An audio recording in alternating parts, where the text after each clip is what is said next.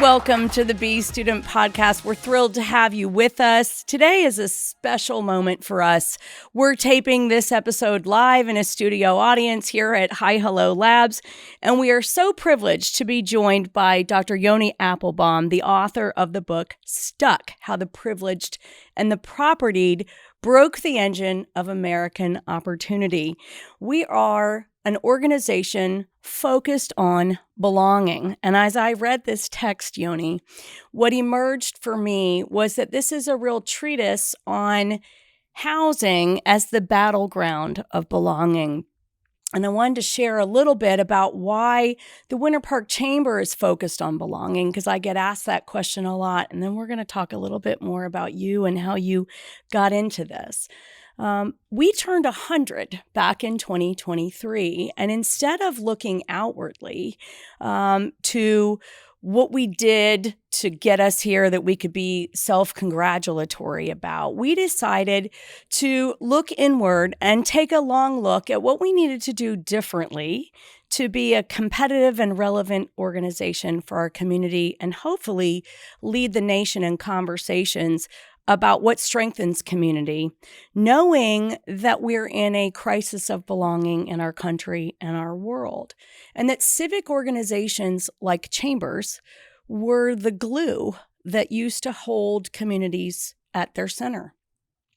Something very interesting is that a recent Harris poll commissioned by our trade association revealed that young people are inclined to trust chambers to help them with a sense of connection to community and to accelerate their path to business success. We correspondingly saw a disproportionate share of non-white respondents say the same thing about chambers. So we know we have an opportunity to convene meaningful conversations about belonging. We also know that when people feel that they belong, it's good for business. So today we are absolutely thrilled to have you. I want to just give a little bit of background about who you are. You are a PhD level historian focused on cultural and social history, having lectured at Harvard University, and your book came out earlier this year. And we were all struck when it took the cover of the Atlantic magazine, where you now serve as the deputy executive editor, correct? You got that all right. Well, welcome. We're so glad that you're here. You came in from D.C. today. Dr. Appelbaum will be speaking tomorrow at a live event for us.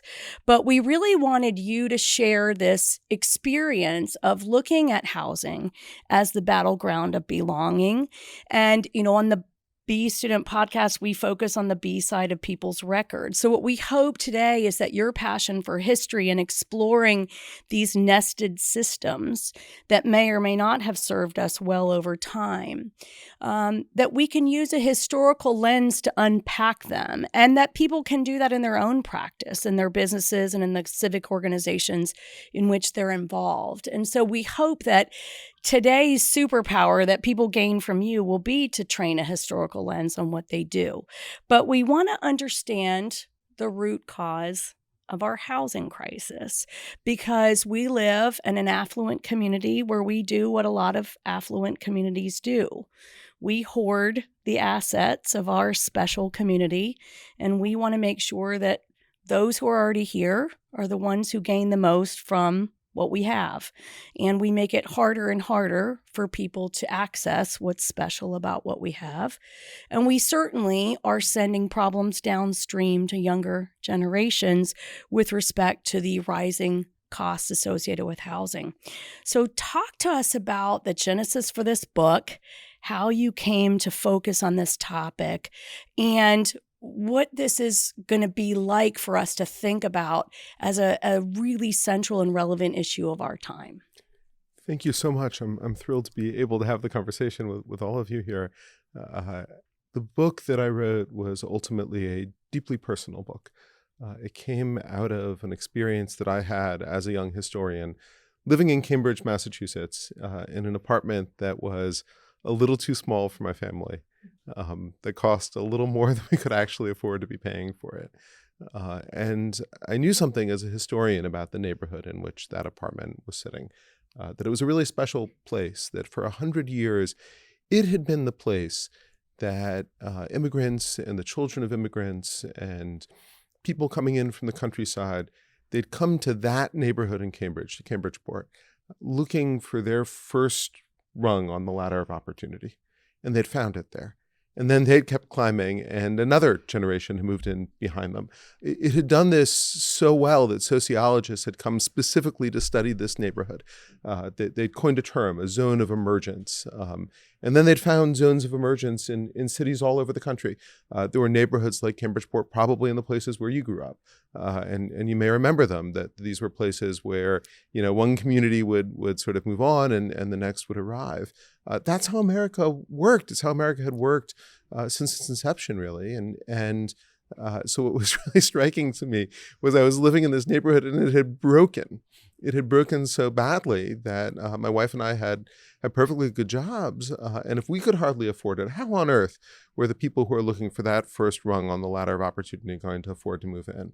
And as a historian, I was looking around at the present, but my instincts were instantly to think, if something has changed, history is the study of change, right? It looks for the causes. It looks for how things play out over time. It tries to identify the moments and the decisions that people have taken and trace the consequences of those acts. And I thought, well, I'm a historian. If somebody's going to figure this out, I shouldn't be sitting here waiting for somebody else to figure out. I should start digging. I should start looking at my community and then at communities around the country. I'm going to have to go back. I actually went back a whole lot further than I thought I was going to have to. I thought, maybe if I go back 20 years, I'll figure out how this happened. Maybe if I go back 50 years. But when I wrote the book, I actually went back to the Puritans to tell a very particular story about how Americans invented a new freedom, a freedom that nobody else in the world had ever had enshrined in law. The right to live where you want to live.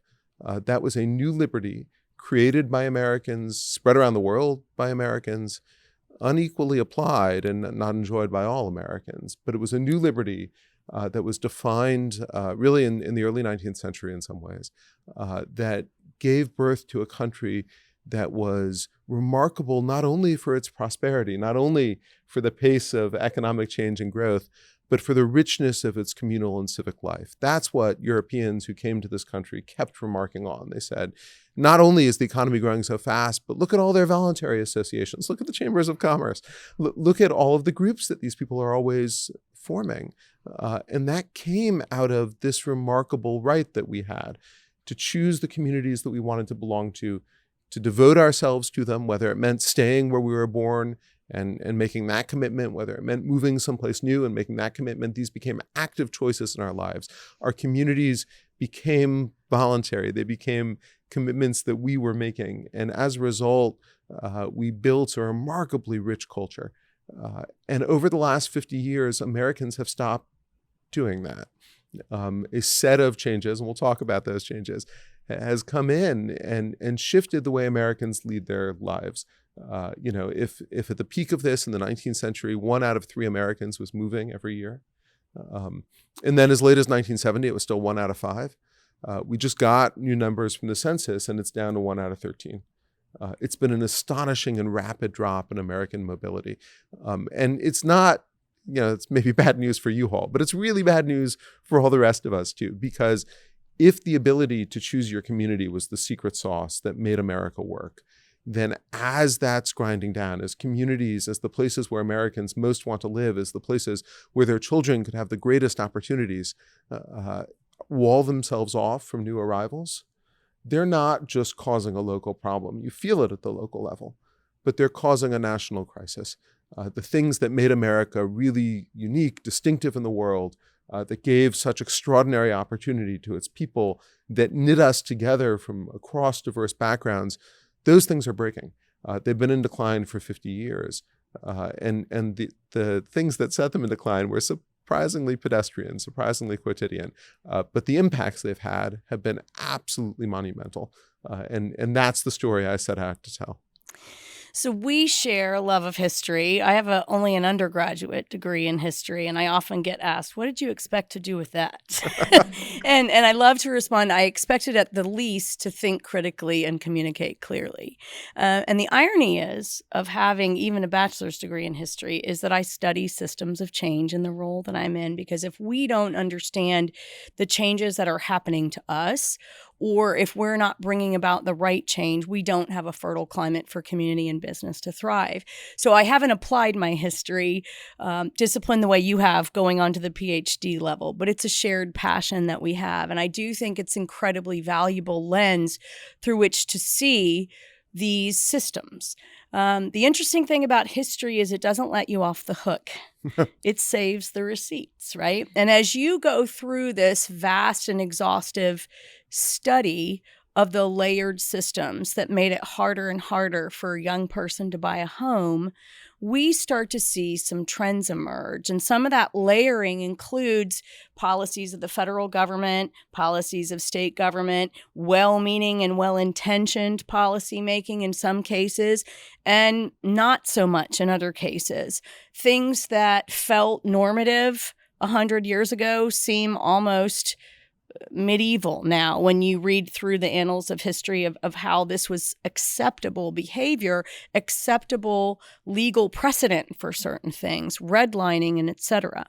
So tell us about this discipline you've applied to the study of this. Share with us some of maybe your favorite techniques that emerged for you to study, because we know that we live in an environment where zoning, quite frankly, is weaponized. And people who are well-meaning will tell us that they are here to protect what's special about our community, and that we don't want it overrun with apartments, and we don't want it overrun with vast development that will degrade the character and charm of this special place. And I don't think Winter Park is atypical. I think wherever there's a degree of affluence and opportunity, we're going to hear that familiar cry. But what we deal with here are pretty typical instruments that are trained on this conversation, which are, oh, that building's too high, you can't park there, we don't have enough parking, the setbacks aren't good, or we've got to have a stormwater management, a traffic study, and it's all the usual cudgels that come out to make it difficult to do what? Welcome new people to our community, welcome new businesses to our community. And as you say in the book, we're one of those communities that's become so focused on making sure that we are keeping the bad out, that we're not doing enough to welcome new neighbors and new businesses, and talk about a zone of opportunity. Central Florida is one of the most rapidly expanding regions in the country, and I'd say in the world. We're receiving 1,600 new residents a week to this region. And I would submit that if we're not being intentional about how we grow and participate in that zone of opportunity, we could end up like one of the case studies you share, like Charleston. So I'd love for you to pluck from the tree of some of your favorite examples of these weapons that we see used time and time again under the banner of heaven, right? To keep things this fabulous Eden. We don't want apartments. We don't want traffic. We don't want, and we even hear it in public, those people, right? To be blunt, we've heard people say it on the public record. And so share with us what you saw in your work. Well, I love the question. I love the framing in particular, because history gives us this chance to imagine other possibilities. I'll confess an embarrassing experience. I walked years ago into a classroom at Babson College, which is an undergraduate business school, to teach there on that campus for the first time. Everybody in the room was a business major. Babson is one major.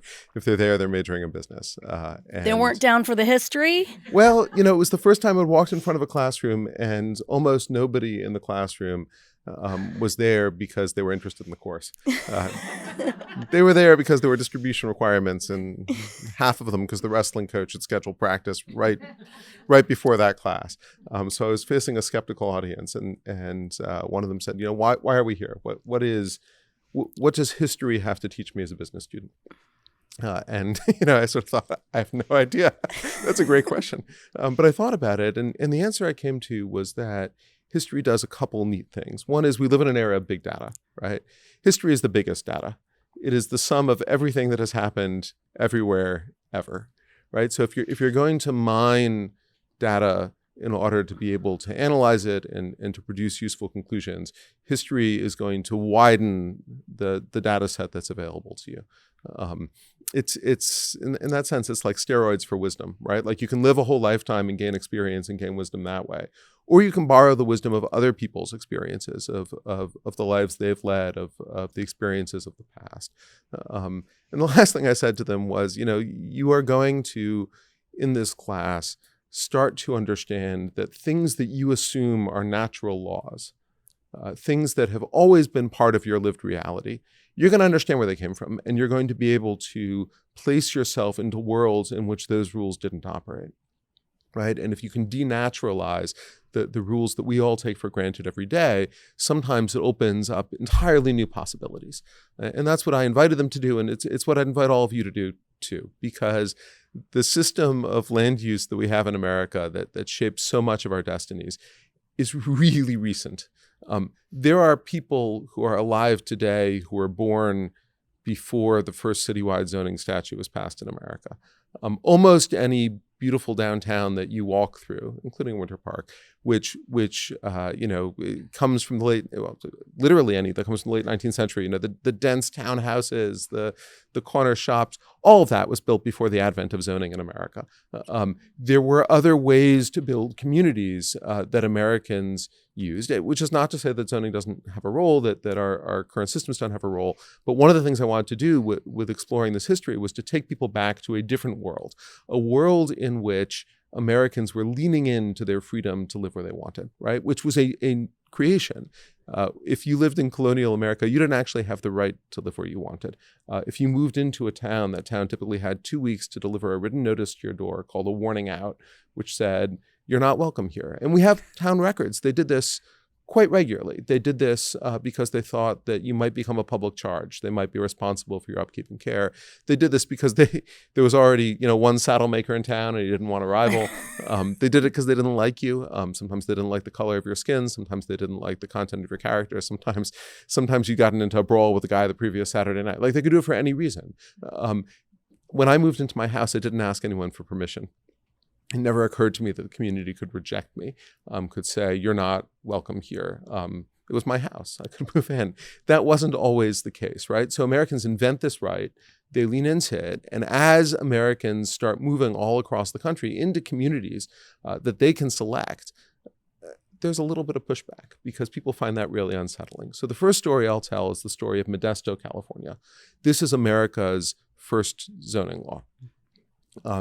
You have to go back to California after the gold rush. California's got a problem. It stinks. Like it literally stinks because it's all guys who have gone out for the gold rush and none of them want to do the laundry. They come up with like a classic Silicon Valley solution to this problem. It's like Uber for laundry. You can drop your shirts at the docks in San Francisco. They'll put them on a boat and send them to Hawaii and you can get the laundry back six weeks later. That's about the best they're doing. So Chinese Americans who've come over from China, they're discriminated against, they're driven out of the gold fields and off the railroads, they settle on laundry as their economic niche. It's how they're going to get a little piece of the American dream. Nobody else will do it. It desperately needs to be done. And Chinese laundries spring up throughout California, including in Modesto. And a Chinese laundry is a lot like a coffee shop. Like you don't walk past 4 of them to get to the 5th one. You go to the one on your corner. So they start moving closer to their customers. Makes sense. But what that means is that now Chinese people are living in largely white neighborhoods of Modesto. Their customers are really happy about this. But the richest people in Modesto, the ones who have their own servants to do the laundry for them, the ones who don't need to drop it at the corner laundry, they don't like this one bit. The problem is that we have civil rights laws in this country, and they could not push the Chinese out on the basis of their race. The federal courts kept stepping in and saying, hey, you can't do that. So they hit on a really clever solution. They passed an ordinance through the city council that said, you got to move all the laundries west of the tracks and south of G Street. And I was going through an archive and came up with a map from 1886, the year they do this. And there is only one block on that map that is west of the tracks and south of G Street, and it is labeled Chinatown. What they passed was a racial ghettoization ordinance that said one particular use of the land that is not a nuisance. You could always regulate nuisances. It's not doing harm to any of its neighbors. There's nothing wrong with a laundry. But that particular thing can only be done in this district of the city. It's fine in this district. It's not fine in other districts. This was a legal innovation. Nobody had ever pulled this off in American law before, largely because there were lots of precedents on the books that said it was blatantly illegal. But it gets up to the California Supreme Court, and they basically turn a blind eye to it because they understand the actual purpose of the ordinance. There's a very brave man. I wish there was a statue of this guy named Hung Ki, who is a launderer in Modesto. And he agrees to be the test case. He lets them arrest him. The guy gets beat up in jail. He really suffers. But he is so confident that the courts will vindicate his rights as a resident of America. And he's disappointed. The courts let him down. They uphold this zoning ordinance. And that ordinance, as obscure as it sounds, there's a straight chain of legal precedents there. 50 years later, 40 years later, when the Supreme Court upholds zoning, it does it on this chain of legal precedents that goes back to that laundry in Modesto, right? So zoning originates there. And you can tell versions of the story for almost every group, that there was an ordinance in Baltimore, which takes the framework of zoning and says, we're going to racially segregate block by block here. If a block is 51% white, only white people can move in there from now on. And if it's 51% black, only black people can move in. The first citywide zoning ordinance you get is in New York City. And it is explicitly intended to push Jewish garment workers back into the Lower East Side because they'd gotten too close to the upscale shops on Fifth Avenue. Over and over again in the early years, zoning was the clever legal mechanism where if you could regulate the use of land, you could regulate where the population lived. You couldn't touch people on the basis of race under American law, but you didn't need to. We were economically stratified enough, in some ways we're still economically stratified enough, that if you did it on the basis of land use, the courts would uphold it. The Baltimore ordinance that was explicitly racial was struck down. The New York one was not. And so this is the original origin of zoning. Zoning has lots of applications, many of them laudable, but that's where it comes from. That was the original impulse. And I think it's really important to know that because in some ways you can trace a straight set of uses down to the present where there's lots of municipalities left in America that still use zoning in exactly this way in order to keep the desirable populations on one side of the tracks and that undesirable population west of the tracks and south of G Street. So we've moved past the system of the tracks, right? Yes. Mostly in America. Certainly, unfortunately, Winter Park was platted on two halves, on tracks, and we've moved past that. But we still have this fear that zoning seems to be something that emboldens people, and it's fueled by fear, and that we're so worried about what we might lose that we are maybe missing out on what we might gain. So, we have an opportunity to think about a new district of land within our city in the coming months. And that could be a place where if we could embrace some suppleness in our thinking around zoning, that we could start to attract two young professional couples to live in some mixed use, potentially with some multifamily units in there, over the type of transit-oriented development that younger people crave. Or there could be some more walkable experiences where there's a walkable grocery store and we can activate some of these zones in a new way.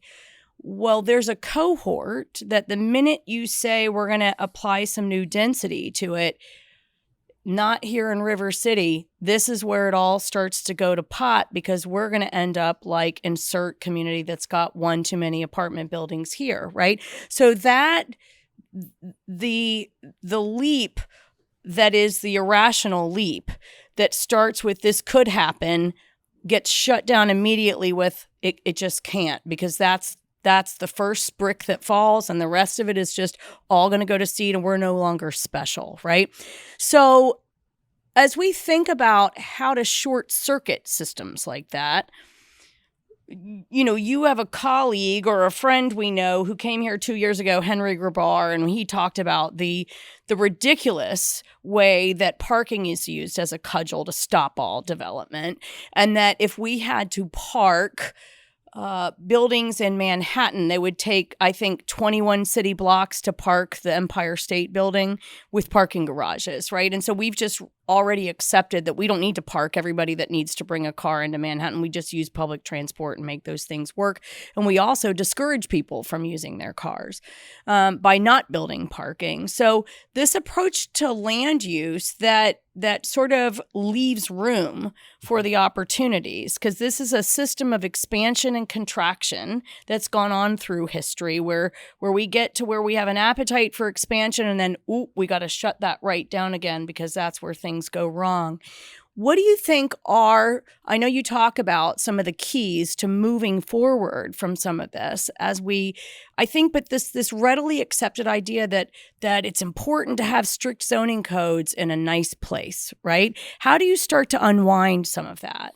I want to start from a position of empathy because I don't like change. I've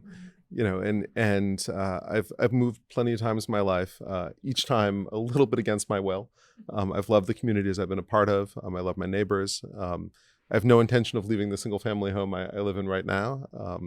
I know that. I can look back on my life and see that sometimes these things happen. And if you ask me, would I be really happy with somebody building an apartment building next door? The answer is no. I would not be happy about that. There would be a lot of construction noise. There'd be a lot of dust. Parking would get a little harder. If I'm thinking about the apartment building, I'm unhappy. And you're describing a term that we call? I would be a NIMBY. You would be a NIMBY, absolutely. Which stands for? Not in my backyard, right? But here's the thing. That's if I'm thinking about the apartment building. And I know this from the polling that if you ask Americans, they will persistently say the same thing. But you can ask them a different set of questions. And those questions, I think, are really important. You can ask Americans, do you want to live in a community where your older neighbors have the chance to retire into housing that can be supportive of them and their needs so that they don't have to move away from their community, they don't have to leave their church, they don't have to go away from the network of friends who sustain them? Do you want to live in that kind of community? They'll say yes. If you ask them, do you think your kids should have the chance to move into the community so that you can see the grandkids without getting on an airplane? They'll say yes to that. If you ask them, do you think that the nurses and the daycare workers, the public school teachers and the firefighters who serve your community, do you think that they ought to have the chance to raise their kids in the community that they're spending their lives serving? They'll say yes, right? So if you start talking about people instead of talking about buildings, I think you get a whole different conversation. The catch is you only get the people with the buildings. And the thing that really drove this home to me was a particular hearing that I was at about 15 years ago for a condo building where one person after another was standing up and testifying against the condo building. It was going to change the neighborhood, and they were worried about parking, they were worried about traffic, they were worried about the small little square of weeds that had become de facto green space that would now not be green space. And this one woman stood up and said, I'm here tonight because several years ago there was a different condo building down the block, and I came to testify against it. And somebody came over to me afterwards, and she said, I'm under contract in that building that you're testifying against. Could I buy you a cup of coffee? And they sat and they talked. And she said, that woman is now one of my closest friends. This one is too far in the planning stages that there's nobody under contract. So I'm here to testify on behalf of all of the people who are not yet your friends and neighbors, who don't yet have their kids in your school, who aren't yet coming to work at your business or buying from your store. I'm here to testify for them, for the people who will come into this community if you allow this project to go forward. And it was a moment for me where I suddenly realized that at every other community hearing I'd ever attended, those voices have been silent, and I'd never noticed the silence in quite that way. And it really drove home to me that development We think about the buildings. If you want to nerd out on this, you can start thinking about floor area Oh, no, ratios. I don't want to nerd out on your book at all. You start to think about, all the overlay districts and the designations, and that's where the conversation is. And it's really easy to lose sight of the people as part of that conversation. But I know something about this country, which is that for 200 years, the richest and poorest places in America were on a convergent path. The gap between them was narrowing. And it narrowed because people moved from the poor places to the places that had more opportunity. Now, where those opportunities were, that shifted every decade, right? There were cities that rose, and moving to Cleveland was a great bet in 1810, a really bad bet by 1840, a really good bet again when it was one of the richest cities in America with the Rockefellers by the 1890s, right? Like, cities come up, they go down. If you give people the ability to make those choices for themselves, they'll make good bets. They'll go with their families to places where those opportunities are available to them. And this country became a more equitable place because we let people make those choices. And it became a more prosperous place because we let people make those choices. Everybody benefited. Over the last 50 years, as Americans have walled off the places with the greatest economic opportunity, it is the places that have the most jobs and the best educational outcomes that are building the least. I cannot tell you as a historian how profoundly weird that is. For 200 years, the places with the most jobs built the most because they had the jobs. Like, it just made sense. Everybody went to those places because they wanted to build a better life for themselves and their family. The fact that it now works absolutely in reverse is just profoundly strange. But it chokes off the possibilities. It's the people in those places who are walling themselves off who actually lose a ton because they're not getting more customers for their business. They're not getting the new football coach for their son's high school football team because he can't afford to move in and took the job 3 districts down the line. They're not getting the new neighbors who will be able to be their friends. The church is shrinking and the vestry is all gray-haired because nobody new has joined in 10 years because people join the church when they move to a new community, right? Across a whole register of things, these invisible losses hit communities. They're afraid of the change that could come with new construction. They tend to be blind to the changes that come without the new construction. Americans, even if you just freeze the housing stock in any community exactly where it is, every decade for the last 100 years, Americans have lived in more space, right? And they've had smaller families. If you keep the same number of housing units in your community today, in 10 years, there'll be fewer people in the community because that's just the natural way that the demographic change is working right now in America. People will want more space, they'll occupy it, that they'll have smaller families, the community will actually shrink. There is no stasis. There's no way not to have to change. You can choose whether you're going to change the structures in your community, or you can choose whether you're going to change the people in your community by squeezing them out, by not letting new generations move in, by not allowing the generations that are there to age in place. But you can't hold it exactly the same. Like, one of those two things is going to change. And I think that while I hate change, the change I really hate turns out not to be the apartment building. If the apartment building lets my community continue to be a place that people can move into, if it lets my community be a place where my friends who are older and can no longer manage their stairs quite as well, they can stay. If my community is a place where a young person looks around and says, I could make my way in life here in this community, it's got enough opportunity for me, there are real possibilities here, I don't have to move off someplace else, that turns out to be what I actually want. And I know this because several years ago, they started building a bunch of apartment buildings a block from my house. And I didn't like the construction. I didn't like the noise. I didn't like the dust, and the parking is harder. And I absolutely love that they're there. I absolutely love that I have so many new neighbors, that the community has been revitalized by that new development.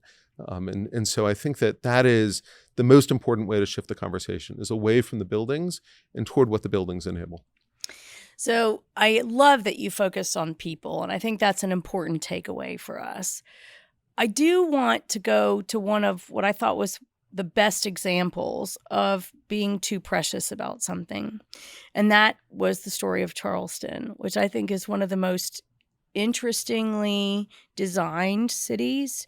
I think to go to Charleston is to put you in a place that you realize immediately is uniquely identifiable and special.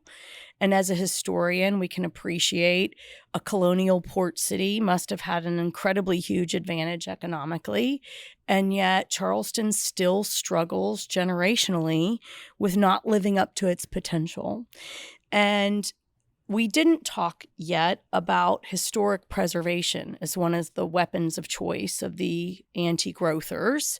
But once we get something so special, we want to make sure that we look consistently back at its greatest day. I've literally had people say to me, Winter Park hasn't been the same since we lost Morrison's Cafeteria on Park Avenue.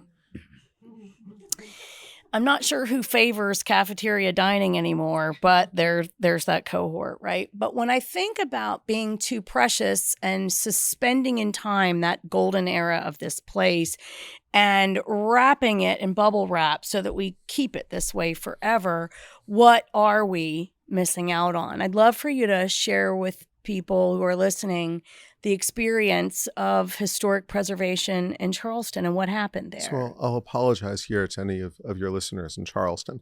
When I go to Charleston, it's an experience very much like walking down Main Street nearby here in Disney World. Everything is beautiful and it's carefully curated, and I know I'm going to have a wonderful experience. And I know that I'm not actually walking through a living community. I'm walking through an embalmed community that has been placed on display for tourists. Charleston had the chance. It was once one of America's largest and most prosperous cities. And it had the chance to continue to be that today. And it hits an inflection point after the Civil War, where there are, for the first time, large numbers of immigrants coming into Charleston. There's a political contest for control of the city's future. And the battle lines set up where, on the one hand, much of the business community, many of the immigrants, they think that Charleston should be a place that offers opportunity to new arrivals. They think it should be a place that keeps growing. On the other hand, the old Southern planter fortunes are also there in Charleston. The old cotton trading fortunes, the old slave trading fortunes, they're not so fond of this idea. They're worried about that cafeteria that closed, right? That they have an image in their mind of the city when they think it was great. And they want to preserve that moment. Not just to preserve that moment, I should say. They want to preserve their memory of that moment, right? Because I think we all sort of, what I find, at least when I ask people, like, what was the greatest decade in American history? It's usually right around when the person I'm talking to is about 15. And so they come up with something genuinely new in the 20th century.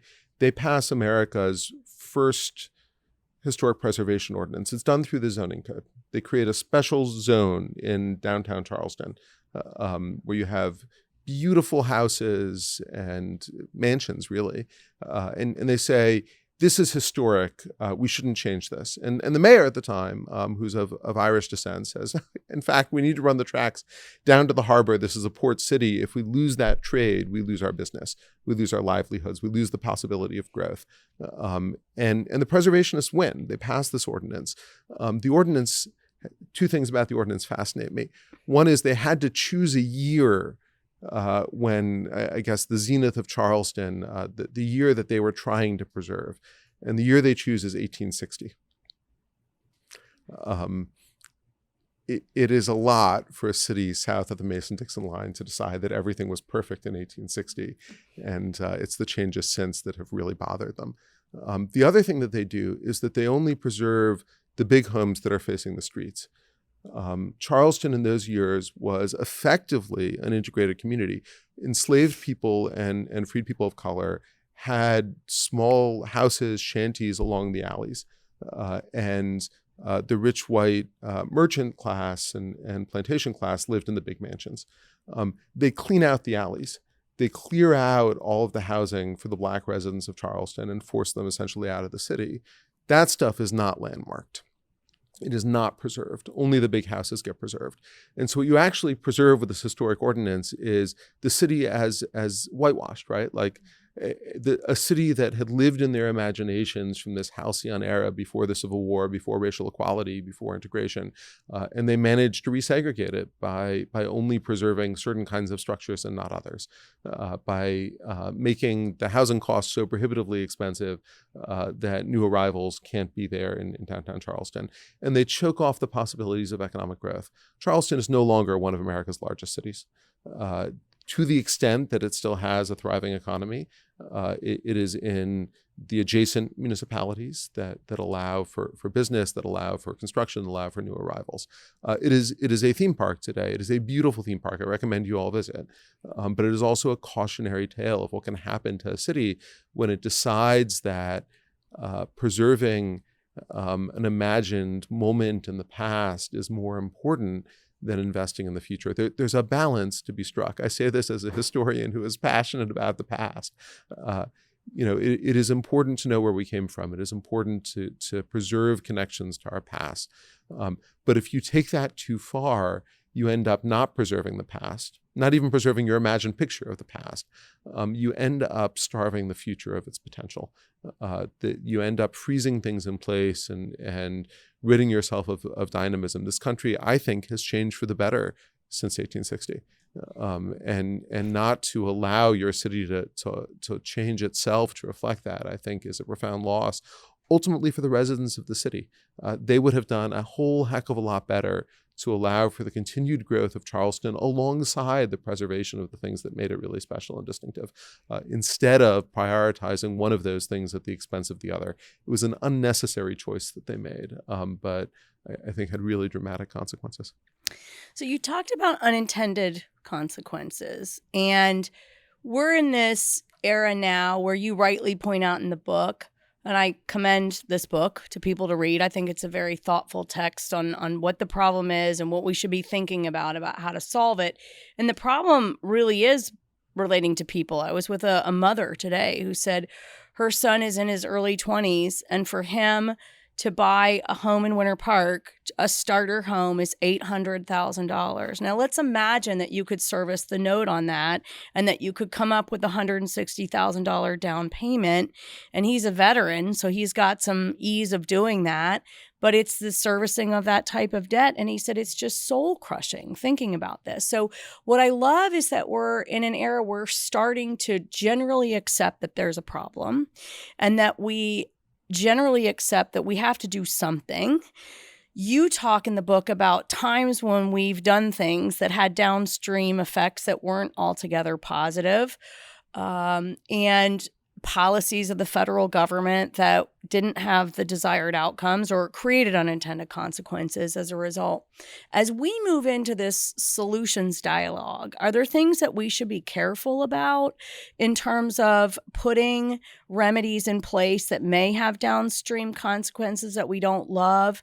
Or are there things that we can learn from previous attempts, from systems that were created in the post-war era, GI Bill, redlining, all those types of things under mortgage laws that we thought were going to be great, but were less so in practice? What comes to mind when we think about going forward and solutions? Gosh, I love that question. Let me start with one of the examples that you were talking about there, just to give you all a sense of I think this question about downstream consequences. I have a 30-year mortgage. I have that 30-year mortgage because in the middle of the Great Depression, when there was a banking crisis, FDR sets up an entity to bail out the banks. People were defaulting on their mortgages because it was cheaper to just let the house go. People were underwater on their mortgages, and you could rent a house down the street for a whole lot less. The charge for that corporation was get the mortgage payments down so that making your monthly mortgage payment is equivalent to or slightly cheaper than renting the same size house. And they do that by stretching what was generally a 5 or 7 year mortgage out to 20 or 30 years, right? That's where the 30-year mortgage comes from. It was intended to solve a banking crisis.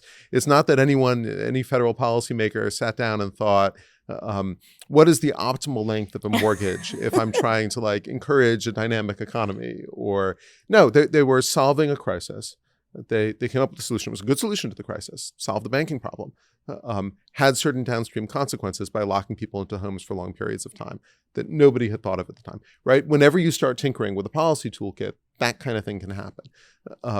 And so, I think that's the first principle to embrace, a lack of hubris.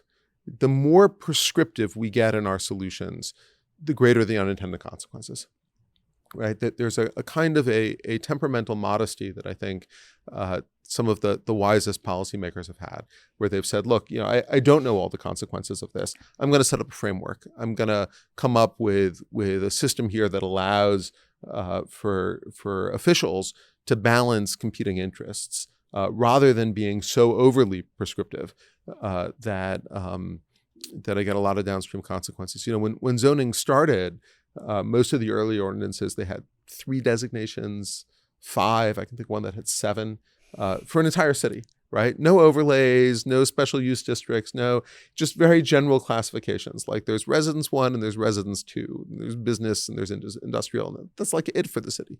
New York, I think if you add up the zoning designations and the overlays, it's well above 200 separate use categories, leaving out the one-offs. I think our land use code fits into 3 binders now. I'm not sure how I'm big impressed it would you got be. it down to 3 binders, right? These things get very, very prescriptive because whenever you start getting really prescriptive, you're causing new problems. And then somebody says, well, that doesn't work for this lot. And then you need a new prescription. And so the first principle really is a little bit of modesty in the solution and saying, look, actually, we have really smart people working for our cities. Often, if we give them a general charge, they're capable of balancing competing interests with a degree of wisdom. And that works a lot better than a highly prescriptive, rule-bound process that often produces outcomes that are wholly irrational and everybody's unhappy with. But the other principles I think that can be usefully embraced here, one of them is just thinking about consistency in rules. The more clear and the more consistent the rules that you're letting out for the greater area, the better they work in practice. There are jurisdictions outside the United States that have national zoning codes. So that if a builder masters it in one city and comes up with a good building, they can build versions of that building in other cities without looking at the local building code, without looking at the local zoning ordinance. In America, builders often specialize actually in navigating the municipal bureaucracy rather than in building. That sounds like a crazy thing to say, but I've heard this over and over again from people in the field that their local competitive advantage is they know how to navigate the hearings. They know how to get it through the city council. That's not actually a great way to produce buildings. What you want is builders who really specialize in solutions, who specialize in coming up with buildings that people want to live in, that are affordable, that you don't have the $800,000 starter home. So if you have clear, consistent rules where somebody knows what the rules are and they say, look, if I follow this rule, I don't have to have the uncertainty of a 3-year review process and 12 legal challenges.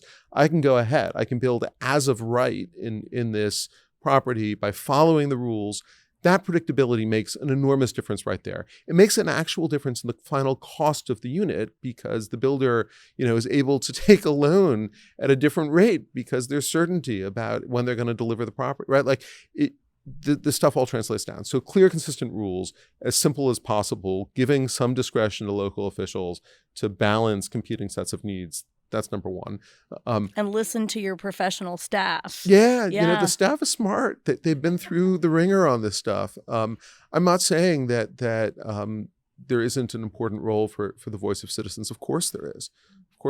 But you want to be pushing these decisions up to the largest jurisdiction that you can. If you're making policy for your city, one hearing at a time for one building at a time, however wise the decisions you arrive at with respect to that particular building, I can guarantee you that you will not come up with anything like an optimal solution for the city as a whole. Because none of us make our decisions like that, right? Any decision-making process you're going through, if you make it case by case without any sense of the broader picture, you're not going to come up with a good set of solutions. And so if you can push that up, that really helps. A second principle is abundance. We need a lot of housing. We need a lot of new construction. No one community is going to be able to do that entirely on its own, but individual communities can make the start that is necessary to keep their communities healthy and vibrant and growing. And in aggregate, that'll start to add up pretty quick. But I think often, housing is one of the only areas where we routinely ask people not to believe their own lying eyes. I don't know if any of you have ever had this experience, but I'll talk to somebody and they'll say, look, they told me that housing prices were going up here because there wasn't enough new housing. And then somebody built a luxury condo building down the block. And wouldn't you know it, our prices are higher than ever. It's the luxury condos that are driving up the prices. I'm not going to let you build anything else in this community. It'll just drive the prices even higher than they are. What I found is, that is an actual experience they had, right? They looked out their window. Somebody told them this was going to control the cost of housing. The building went up. The housing prices went up. It's cause and effect. It's a very simple story. I don't get very far by trying to step back to the laws of supply and demand in a conversation like that. I have to recognize that that's a real experience that they've had. And I have to realize that the reason they've had that experience is that, if it was a teaspoon of remedy for a bathtub of need, right? Like that one building was never going to solve the problem. I can show them a complicated regression equation that says, well, the rent didn't go up by as much as it would have if you didn't add that supply to the market. It's not going to be persuasive. What they need to see is enough new construction, a whole district going up or something that actually bends the curve. There are cities that are doing this. Austin, Texas is a great example, where rents have come down, where new home prices have come down. And usually when you're living in a community and the home prices are coming down, that's really bad news. In Austin, it's just the opposite. That economy is growing, it's thriving, it's attracting out-of-state employers who are coming up and setting up office in town because they have access to labor, because there are people moving into Austin who are looking for opportunity, who have great education, who want to apply the skills that they have. When you can do that in a community, when you can build enough to bend the cost curve, to allow for people to come into town, to allow for the expansion of opportunity, then people see it with their own eyes. They have to live that experience. And if they can live that experience of seeing what happens in a community that builds, that's when they get converted, not by all their aggression equations in the world, right? But they get converted when they see that it's actually working for them, that the pie is getting bigger and their slice is getting bigger along with it. And you told us you weren't a business school professor. So, Dr. Appelbaum, we appreciate your expertise applied to this really relevant topic for our community and certainly our nation. Thank you for using your historical superpowers to unpack this system and help us see some of the three things you just shared for the way forward, which I commend to you in the book.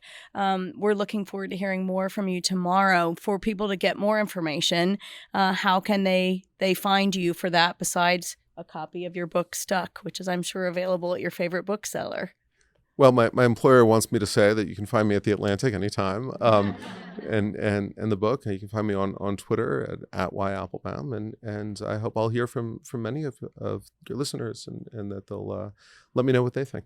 Thank you so much for sharing your experience and your wisdom with us today. Thank you.